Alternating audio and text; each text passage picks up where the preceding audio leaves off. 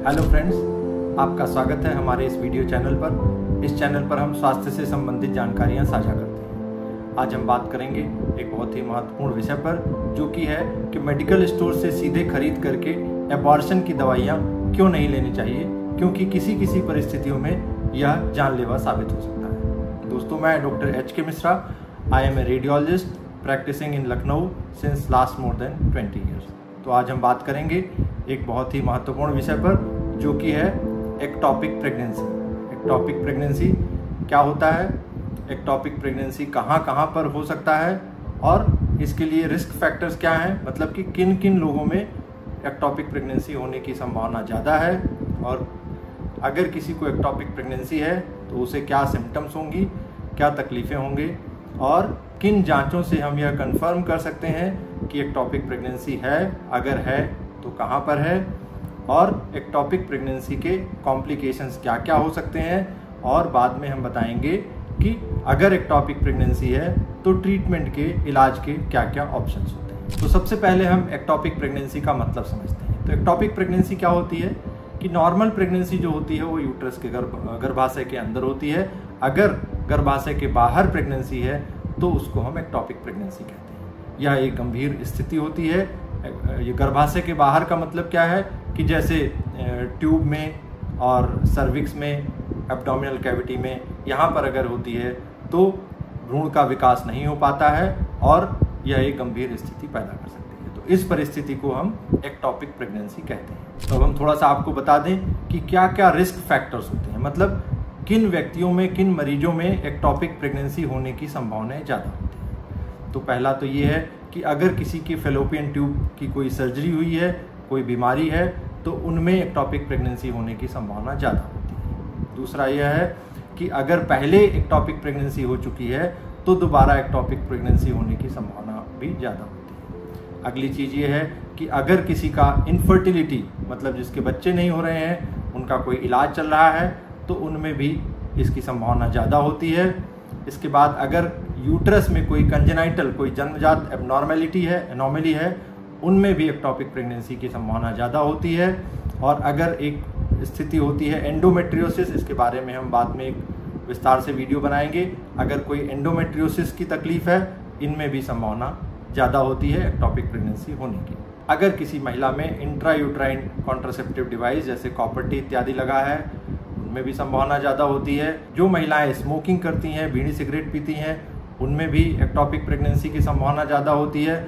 अगर pelvic inflammatory disease PID का infection अगर बार बार होता है या उसकी स्थिति है, इस स्थिति में भी एक्टोपिक प्रेगनेंसी होने की संभावनाएं ज़्यादा होती हैं। तो इन परिस्थितियों में एक्टोपिक प्रेगनेंसी होने की संभावनाएं बढ़ जाती हैं। तो ऐसी स्थिति में महिलाओं को विशेष ध्यान रखना चाहिए अगर कोई उनको एबनॉर्मल सिम्टम है तो। अब हम समझते हैं कि एक्टोपिक प्रेगनेंसी कहाँ कहाँ पर हो सकती है। जैसा कि मैंने बताया कि नॉर्मल प्रेगनेंसी यूट्रस के अंदर होती है, एक्टोपिक प्रेगनेंसी यूट्रस के बाहर होती है। तो बाहर जो नॉर्मल यूट्राइन कैविटी है, उसके अलावा कहाँ कहाँ पर एक्टोपिक प्रेगनेंसी होती है, यह हम बताते हैं आपको कि सबसे कॉमनली फेलोपियन ट्यूब्स में प्रेगनेंसी होती है, जिसको कि एक्टोपिक प्रेगनेंसी कहते हैं। इसके बाद सर्विक्स में, सर्विक्स मतलब जो बच्चेदानी का निचला भाग होता है, कॉर्नुआ में, बच्चेदानी के कोने में, और साथ ही एब्डोमिनल प्रेगनेंसी और ओवेरियन प्रेगनेंसी, ये सब जगह हैं जहाँ पर कि एक्टोपिक प्रेगनेंसी हो सकती है।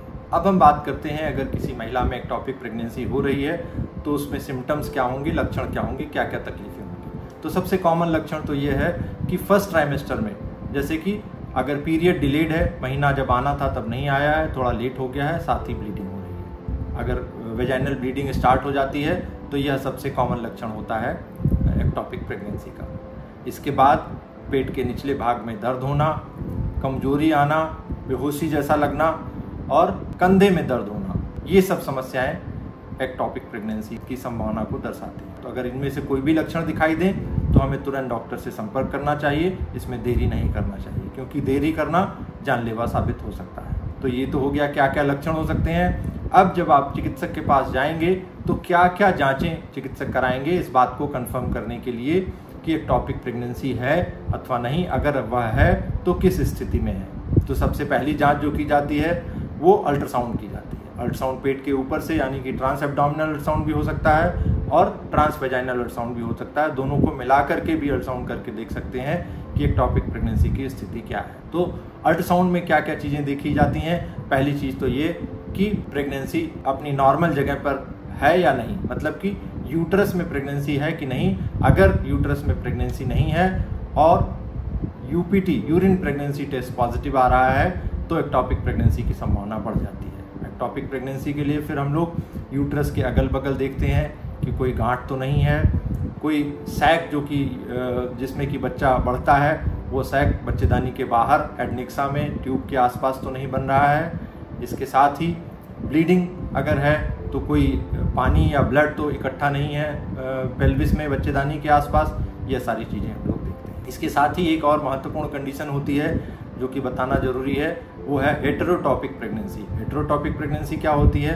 हेटेरोटॉपिक प्रेगनेंसी होती है कि एक प्रेगनेंसी तो बच्चेदानी के अंदर है और दूसरी एक्टॉपिक प्रेगनेंसी साथ ही बच्चेदानी के बाहर है। तो इसका इंसिडेंस वैसे नॉर्मल महिलाओं में तो बहुत कम होता है। 30,000 में लगभग एक महिलाओं को ये स्थिति हो सकती है जो कि हेटेरोटॉपिक प्रेगनेंसी होती है। लेकिन जो महिलाएं इनफर्टिलिटी का ट्रीटमेंट करा रही हैं उनमें इसकी संभावना बढ़ जाती है। वो लगभग 100 में एक महिला में 100 में एक से लेकर के 3 महिला को इस तरह की परेशानी हो सकती है। तो इस चीज़ को भी हमें ध्यान में रखना चाहिए। दूसरी जांच जो की जाती है वो ब्लड से होती है। ब्लड से हम beta HCG, serial beta HCG का एस्टिमेशन किया जाता है। मतलब बीटा एचसीजी का एस्टिमेशन एक बार किया, फिर उसके बाद उसे 48 घंटे में रिपीट करते हैं। तो 48 घंटे में अगर नॉर्मल प्रेगनेंसी है तो लगभग 2 गुना बीटा एचसीजी का लेवल हो जाना चाहिए।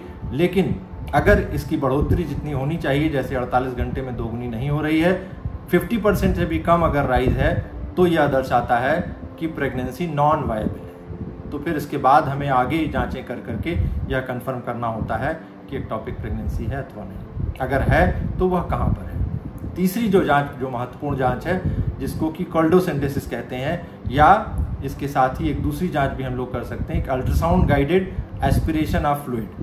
पेट में अगर पानी भर रहा है, ब्लड भर रहा है, ब्लीडिंग हो रही है, तो उसको हम अल्ट्रासाउंड की मदद से नीडल से फ्लूइड को निकाल करके देखते हैं कि यह ब्लड है या केवल एसाइटिक फ्लूइड है, कोई और इन्फेक्शन का पानी है, जिससे कि कंफर्म हो जाता है कि अंदर ब्लीडिंग हो रही है और वह ब्लीडिंग एक्टॉपिक प्रेगनेंसी की वजह से है। कोल्डोसिंथेसिस में क्या करते हैं कि बच्चेदानी के नीचे से, बच्चेदानी के बगल से नीडल डाल करके वहाँ से फ्लूइड को निकाल करके देखते हैं कि वह ब्लड है अथवा नहीं। अब हम आपको बता दें कि एक्टॉपिक प्रेगनेंसी के कॉम्प्लिकेशंस क्या क्या हो सकते हैं। तो इसके कॉम्प्लिकेशंस बहुत भयंकर हो सकते हैं, इसलिए बहुत सावधानी की आवश्यकता होती है।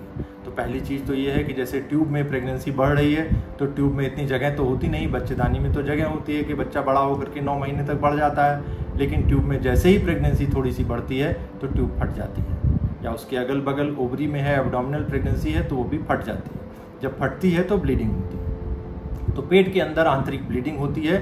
ब्लीडिंग से बहुत बड़ी दिक्कतें हो सकती हैं, शॉक हो सकता है, ब्लड प्रेशर कम हो सकता है, व्यक्ति बेहोश हो सकता है और साथ ही यह जानलेवा हो सकता है।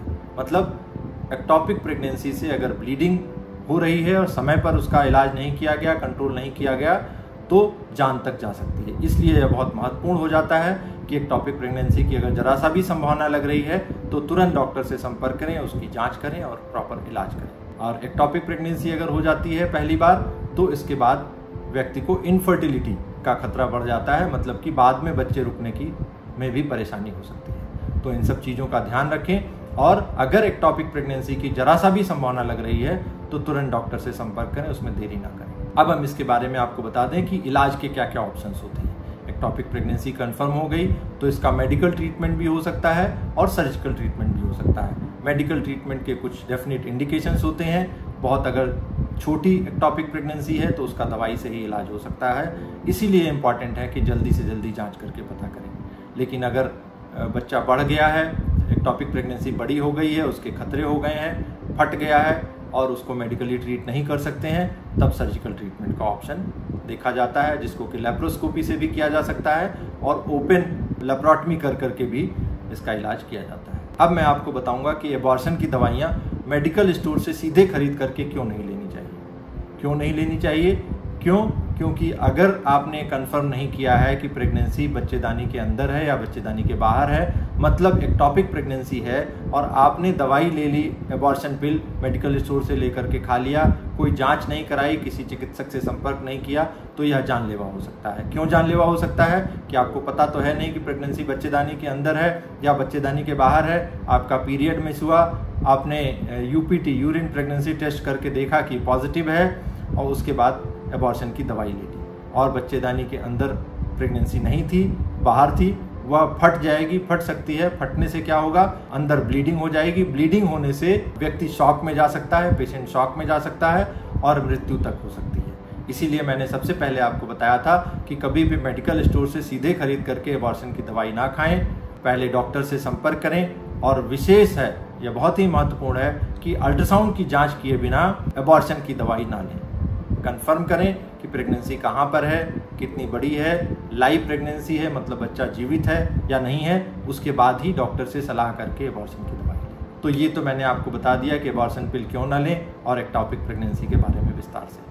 अब मैं एक्टोपिक प्रेगनेंसी के बारे में आपको 5 महत्वपूर्ण बातें बताता हूँ। सबसे पहला तो यह है कि एक्टोपिक प्रेगनेंसी क्या होती है। एक्टोपिक प्रेगनेंसी वह होती है जो अपनी जगह पर न हो करके बच्चेदानी के बाहर होती है, जैसे कि फेलोपियन ट्यूब में हो, एब्डोमेन में हो, ओवरी में हो, सर्विक्स में हो या बच्चेदानी के कोने में हो। तो यह तो हो गया एक्टोपिक प्रेगनेंसी कहाँ होती है। इसके लक्षण क्या क्या होते हैं कि महिला का पीरियड मिस हुआ है, पीरियड देर से अभी नहीं आया है और urine pregnancy test faintly positive है, साथ ही उसे पेट के निचले भाग में दर्द हो रहा है, कमजोरी या बेहोशी आ रही है, तो यह संकेत है कि वह एक्टोपिक प्रेगनेंसी हो सकती है।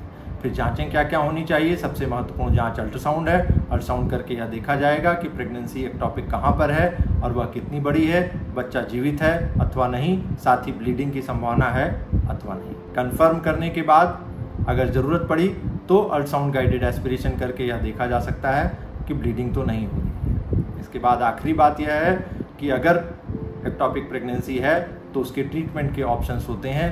पहला तो मेडिकल ट्रीटमेंट होता है जिसमें कि इंजेक्शन लगाया जाता है। अगर एक्टोपिक प्रेगनेंसी छोटी है तो मेडिकली ट्रीटमेंट हो सकता है। अगर एक्टोपिक प्रेगनेंसी बड़ी हो गई है और साथ ही कॉम्प्लिकेशंस हो गए हैं तो सर्जिकल ऑप्शन ही बचता है, मतलब ऑपरेशन करके ही उसका इलाज किया जा सकता है। तो दोस्तों यह था आज का वीडियो। हमने बताया आपको एक्टोपिक प्रेगनेंसी के बारे में विस्तार से।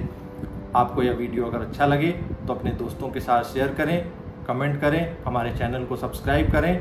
और यह अगर किसी और भी टॉपिक पर आप वीडियो बनवाना चाहते हैं तो उसे ज़रूर लिखें। कोई आपके मन में सवाल हो तो उसको कमेंट बॉक्स में लिखें, हम उनका जवाब देंगे। धन्यवाद।